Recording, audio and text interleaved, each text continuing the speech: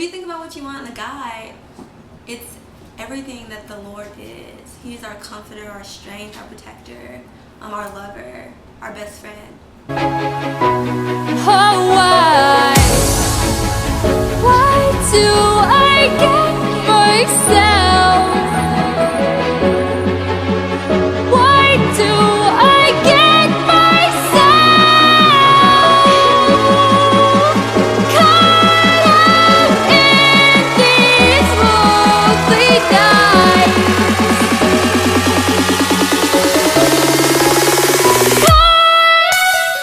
Being in a godly relationship is all about putting yourself second. Through this relationship, it was easy for me to not go to church and not read my Bible and not really spend that quality time with my father. I was dating someone very, very special to me. He's still super special to me for 9 years. It started when I was 14. It was very on and off. It was a terrible, awful, horrendous relationship in high school for a lot of different reasons. We just weren't mature, and that's what you get. And also, I didn't really understand God as well. Marriage is partnership in the mission. It's almost more intimidating being in a relationship now, because everybody thinks that your identity is gone. Everybody thinks, oh, if you're in a godly relationship and the Bible tells you to submit, you have lost who you are.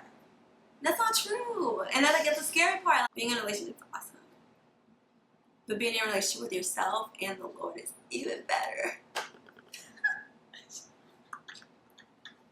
I got into this relationship and I thought it was good and things were great at the beginning, but as time continued, I learned that it's really important to be in a relationship where God is your foundation. It's really easy for me to drift from the Lord and really not have Him as a grounded part of my life. It was really kind of pushed to the back burner and made it not a priority, which it should be. We were engaged for, I think, 8-9 months, and we had no business doing that whatsoever. I just got the feeling being around my sorority for after a year or two how much these other men that were getting engaged to my sisters were really they wanted to serve them, they respected them, and they were crazy about them. They were their life partner, and these girls were drawing closer to God because of the man they were with, and that's not, I could never say that for myself. This is a time to build yourself, grow friendships, and grow with God. I just became really negative, which is not something that I know the Lord has created me as a person to be. I'm usually really positive and outgoing, and when I was in that relationship, I wasn't. I was really kind of withdrawn and secluded, and I'm really glad that I got out of that relationship and was able to go back to God, who stood there with open arms for me, even though I had run so far.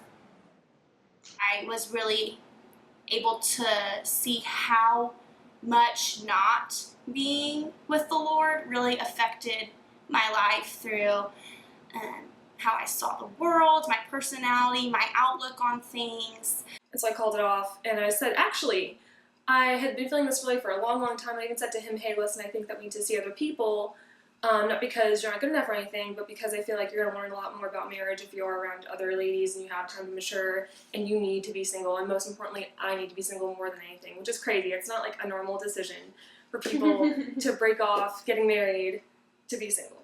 I ended up meeting Brandon in psychology, so we got to know each other on a different level. But we just partied, enraged, and did bad things that we're not supposed to do. I personally believe we go through things because God's gonna bring us back to that. We're gonna have to face that. Being single is not bad. The whole journey is incredible. It definitely starts off with being single first. It's all about knowing who you are in Christ, and pursuing that and being comfortable and confident in that. I wish I could feel what it feels like to be single again. I was like, man, if I was single, I'd get so much done. You know, I became single, and I really took that time to just dive in and just be with God. Through that singleness, I was able to find people who really just genuinely loved the Lord. I see all the changes that have been made that I never could have made while staying in this relationship or staying in my engagement. And I'm very, very, very pro being single. Through that breakup, I was really able to find genuine friends and genuine people who love Jesus, which really like made that time of my life, that time of singleness, something that could be fruitful. Since walking with the Lord, Brandon and I have the honor of obeying the authority of our Father. Through our journey, we've explored self-honesty, selflessness, and brother and sisterhood. Also, like, our hearts have been humbled, and our spirits also. And we just have the experience of truly being able to indulge in the love that the Lord has to offer us. The time of singleness in your life really gives you the opportunity to really just dive in deep with the Lord. You have to love yourself, and you have to be honest and confident with who the Lord is trying to shape you to be. And it's okay to be single and explore and be intimate with Jesus. Personally, what I have found out from being recently single is I've never loved myself, and I don't know how that dawned on me, but I treat myself so much better. I actually care about how I talk to people now. Like, I want to be more poised. That's really the biggest thing. I do a lot more diverse things now. I have a lot more fun with a lot more friends. I get to know people at a quality level that I didn't before. I've always known people like kind of superficially. And guys are actually a really, really wonderful influence. Like, if you have godly men in your life, you get to know them. Live for a bigger cause. But you get to know yourself, and you really get to like grow into that person who God created you to be. Take that time to have it be just you and God, which I know is something that for a long time I didn't understand the value of. Jesus is obsessed with me. Really knowing who the Lord is drawing you to and submitting to that person, and building that intimate relationship with the Lord before you can give yourself to someone else. Don't let a partner define who you are as a person. When I finally took that time to spend some time where it was just me and God, and I value that time a lot, and I kind of cherish it. Yeah. Now that I'm in a relationship with like a guy who does love Jesus, it's really kind of cool to experience those quiet moments with him. I think it's really cool because I didn't realize all the things that I thought of and all the things that I knew I wanted in a relationship. Mm-hmm.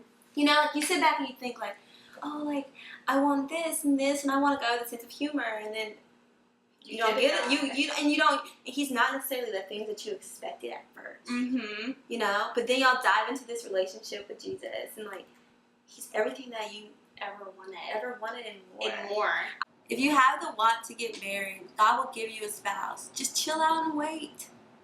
Don't let a partner define who you are as a person. Don't get in a relationship just for the physicality of one. Don't let a heartbreak define who you were. Let it change you as a person. Think of all the free time you have on your hands. Jesus tells us that we don't realize what he's doing now, but later we will. Wait, is this recording already?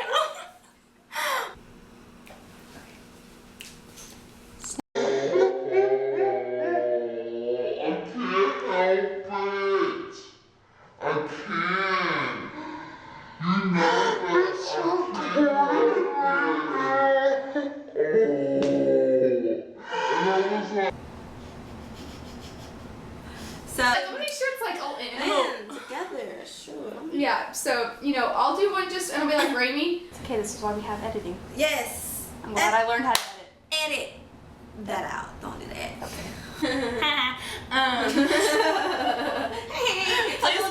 put that in the bloopers.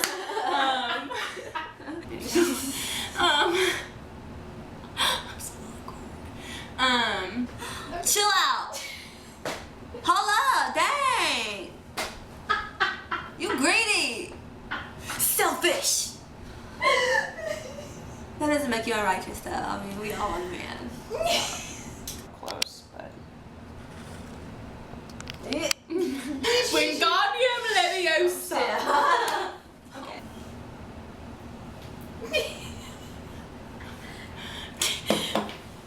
This is what's happening during my interview right now. That is happening. That's why I made that face. Thank you. There's a spider web. Oh my lord. Okay, don't.